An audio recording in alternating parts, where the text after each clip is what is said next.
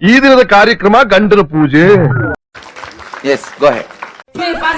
फंसे हुए हम लोग हमारे घर पे. हे प्रभु, हे प्रभु, हे हरि राम कृष्ण जगन्नाथ प्रेमानंद. ये क्या हुआ? गलाव में पानी आ गया, गामछा भी खुल गया मेरा. लेंटी ये देखिए गामछा क्या हुआ? ಓಯೋ ಮುಂಡೆ ಮಗನೇ, ಅಲ್ಲ ಜನ ಚೇಂಜ್ ಕೇಳ್ತಾ ಇದ್ದಾರಲ್ಲ sir. Once more, once more, once more. फंसे हुए हम लोग हमारे घर पे. हे प्रभु, हे प्रभु, हे हरि राम कृष्ण जगन्नाथ प्रेमानंद. ये क्या हुआ? गलाव में पानी आ गया, गामछा भी खुल गया मेरा. लेंटी ये देखिए गामछा क्या हुआ?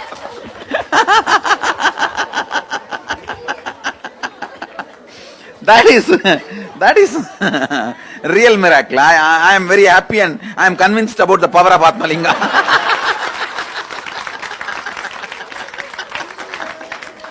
ಏನ್ರಯ್ಯ ಇರೇ ನೀವು ಕಾಲ್ ಮೊದಲ್ಕೊಂಡ್ರಿ ನಾನು ಅವತ್ತು ಹೇಳಲಿಲ್ವಾ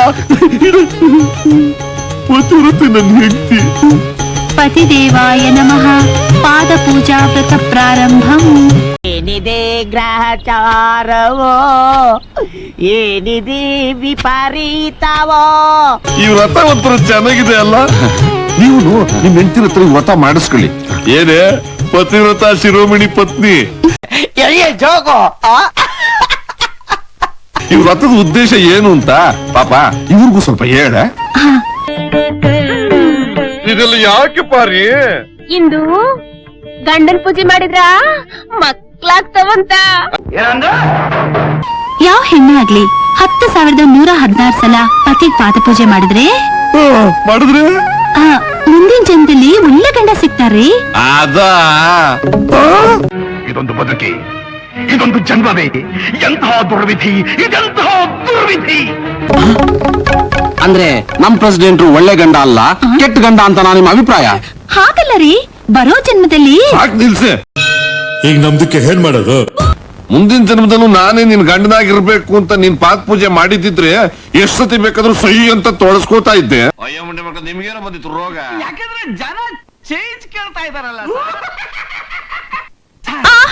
ಈ ಜನ್ಮದಲ್ಲೂ ನೀವೇ, ಮುಂದಿನ ಜನ್ಮದಲ್ಲೂ ನೀವೇನಾ? ಎಷ್ಟ್ ಆಸೆ ನೋಡಿ. ಮುಚ್ಚೆ ಬಾಯಿ ಮುಸಂಡಿ, ನನ್ ಮರ್ಯಾದೆ ತೆಗಿತಿದ್ದೀಯಾ?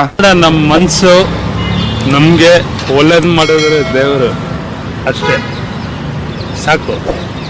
ಮರ ಯಾಕೆ ನಮ್ಗೆ ಏನಂತೀರ? ತಾಯಿಗೆ ಕೈ ಮುಗಿಸಿ ದೇವರು ಒಳ್ಳೇದ್ ಮಾಡ್ತಾನೆ ನಮ್ಗೆ.